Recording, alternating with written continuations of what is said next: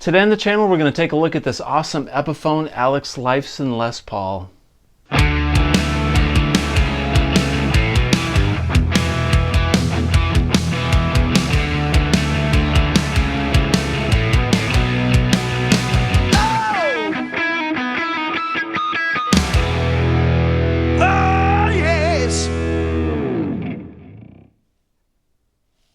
Hey everybody, welcome back to the channel. Today we're going to take a look at a really special guitar that I was loaned today to do this video.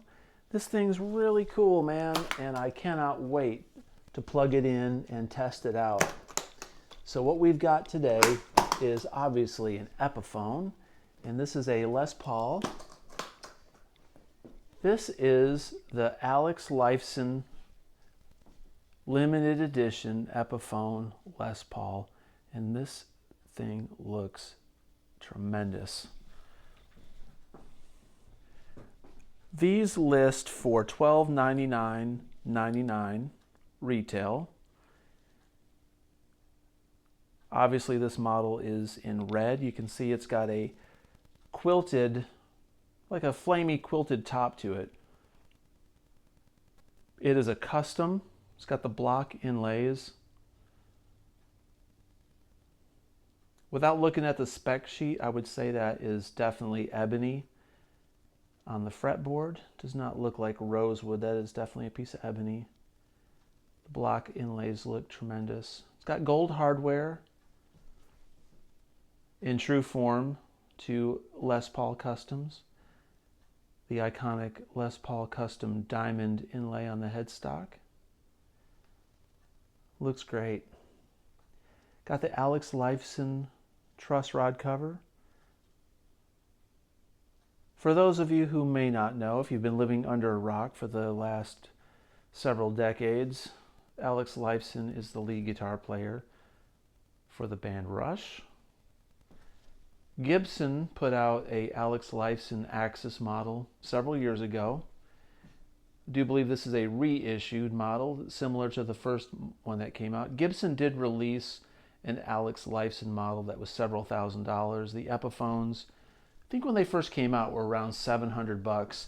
Now when you look on Reverb and eBay for the Alex Lifeson models from several years ago, they range around $1,000 to $1,200. So I was pretty excited when they came out with this model.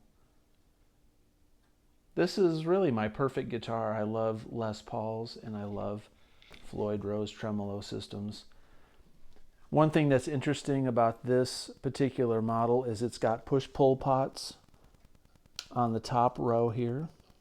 We'll find out later in the demo exactly the configuration details.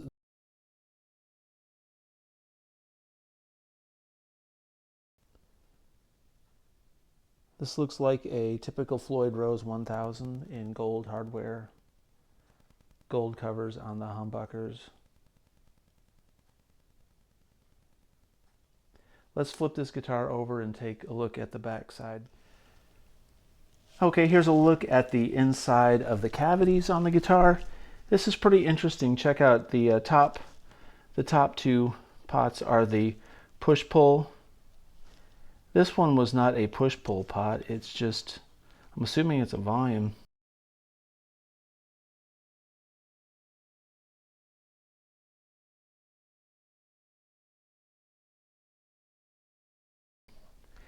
Interesting. A lot of this plug-in stuff. This is very modern wiring for Gibson and Epiphone. The only standard pot looks like that bottom tone pot. So we shall see when we demo it. Here's the claw for the Floyd 1000, and then nothing special here, just the typical switchcraft. It's not a switchcraft actually, that is an Epiphone 3-way switch. So run-of-the-mill stuff there. Interesting configuration here in the cavity. All right, so let's plug this in and give it a test. Hey guys, real quick, just a follow-up before we do the sound test. I was mistaken. This pot does pull up. this one does pull up as well. So these are your coil taps, and I believe this is a direct master pot where it just connects bridge pickup straight to the output jack, much like the wiring on some of the Les Pauls that are out, the modern Les Pauls, where you can just kill all the wiring and go straight from bridge pickup to the output jack. So I believe that's what that one does. This one does not push-pull, so this is the only one that is not a push-pull pot.